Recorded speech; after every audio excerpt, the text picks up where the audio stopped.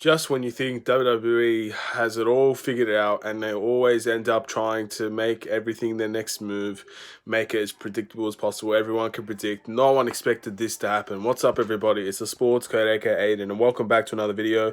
This is a wrestling in general video update based on certain things that have happened over the past few days, and I'd really like to get a discussion on. This isn't going to just involve WWE, by the way. So before we get started, please like and subscribe for more news and updates on WWE as well as wrestling in general videos.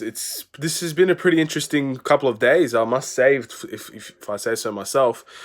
We've got two new debuts for AEW. Now, for anybody that doesn't know, AEW is not an independent. It's a separate identity from WWE. It's a completely different wrestling company. A lot of people would say it's in competition, in rival with wrestling, but also with other companies as well.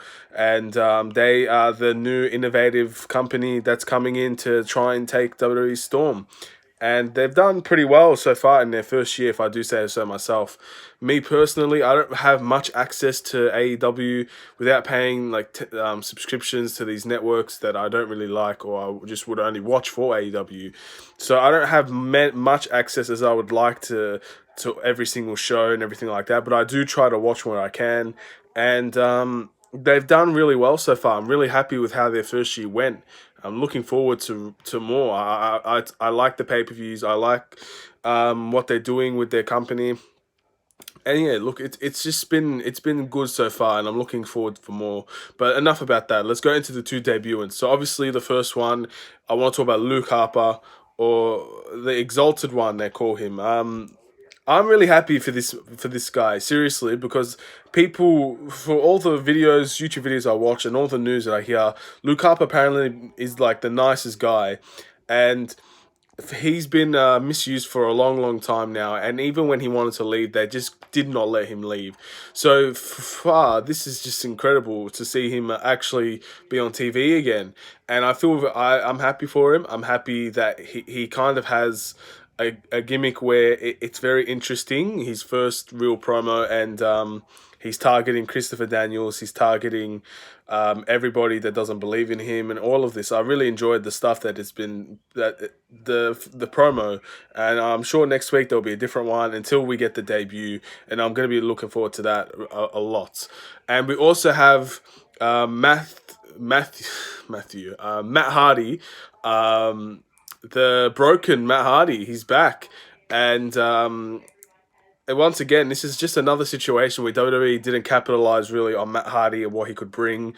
They didn't really use him well enough, and I'm sure he wanted to retire with WWE. He said that in many interviews before, but I'm assuming he's just not done yet. So he wanted to join a new, creative, pretty much history-making company, and he wanted to be a part of something like that. And the one thing, this is a match made in heaven for Matt Hardy, because the creative team that he has around him now, it's going to make him so much better. It's going to make him the talk of the town again. He's going to be that new innovative guy that he was a few years ago before he went back to WWE, back in TNA. He's going to be like that. And it's the two creative parties working together. It's going to really be a sight to see, and it's a match made in heaven, in my opinion. So again, I'm most excited for Matt Hardy, but I'm very happy for Luke Harper as well. Two new WWE superstars debuting in AEW. That's something we're going to have to see a lot more of. There's going to be a lot of superstars switching between shows, and it's going to be interesting to see. But for the most part, it looks like everybody that works at AEW is really happy with how things are going, and it's resonating with the fans as well. And at the end of the day, they've got such talented superstars, and they're giving them freedom to do what they wish, as well as giving them freedom in terms of the wrestling side and the promo side. I think AEW is doing a lot of good in the company that not many people would think in their first year they would be able to do. And a lot of people would want to work for them, and a lot of people, as we're seeing, are trying to get into AEW from the likes of WWE, but also other companies like Impact, New Japan, Ring of Honor, all of these events, all of these companies. AEW is seriously weathering the storm, and it could really be big in a few years. I believe that, and it's because they have like they said before, they've targeted an audience where it's kind of missing. The actual wrestling side is missing. It's not necessarily about the kids, but it's also not necessarily about the extreme rules type bloody messes and all of that. I mean, there is some, don't get me wrong, but it's not a full on bloodbath every single show. So it's a mix between those two, and I think that's the perfect ideal audience to go after. And I'm sure they'll get more of different audiences along the way, and then we'll see where we go from there. But other than that, that's all the news I really have based on AEW. I really wanted to make a video before this about how much AEW has brought to wrestling in general, and that video will come eventually. But this news, I wanted to really comment on it because it just shook me when I saw Matt Hardy. It was an empty arena, but how I don't understand how Matt Hardy can make something look so damn good in an empty arena. Yeah, but anyway. The next news I want to talk about, WWE related. For anybody that doesn't know, WWE posted on their Facebook and all social medias, WrestleMania is still going to be held in the Performance Center, by the way. That hasn't changed. But it's also going to be for 2 days. It's going to be on Saturday and Sunday. For Australians, all around, that's what it should be for America. But for Australians, it would be Sunday morning and Monday morning. And it's interesting. Like, this is something that has been talked about for a while, because WWE with their WrestleManias, they put on 4 hour, 5 hour, 6 hour shows, and WrestleMania, it seems like it's even more than that sometimes, and it does get to a point where enough is enough, and people do tend to get bored around the end of the shows because they just want it to be over with. They can't stand that much wrestling. And this should be, to be honest, if it was me, this should be more common in with WWE. This should be a yearly thing, to be honest, because if we're gonna celebrate it, why not celebrate it for more days than it should? Why not have the NXT takeover on the Friday, and we just move the SmackDown, not have a SmackDown or something like that. Have the NXT, or even if you don't have an NXT takeover, whatever it is, just make WrestleMania 2 days. I think that's going to be perfect. It's going to be perfect, and it's a shame that it took the WWE having no fans to make a decision like this. But I really, really, really believe that if you made WrestleMania 2 days, not only would you have a lot of diehard wrestling fans would be extremely happy with a performance like this, but you'd also have the general public being able to digest a lot of wrestling and also have a break in between to kind of give themselves time and re-energize themselves to watch some more. WrestleMania is a big show, and the diehard fans, whether they like it or not, they're going to watch the whole show. And we can complain about it all we want, but in the end, you know that we're going to be watching.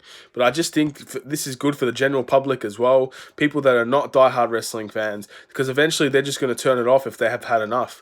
And you're not giving them that chance now, because they're not going to have enough. You're going to keep them entertained, that they're going to want to come back to in the next day. This is honestly brilliant stuff from WWE. I'm very happy.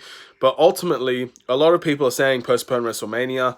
And I think with WWE just being completely ongoing, I feel like changing WrestleMania might be a little bit of a hassle for them financially, and also advertising wise, and also actually just having a WrestleMania in a different place. It's going to be weird to move WrestleMania, but ultimately it is an intriguing idea, and it could potentially happen if, let's say, some of the wrestlers ended up getting this disease or this virus.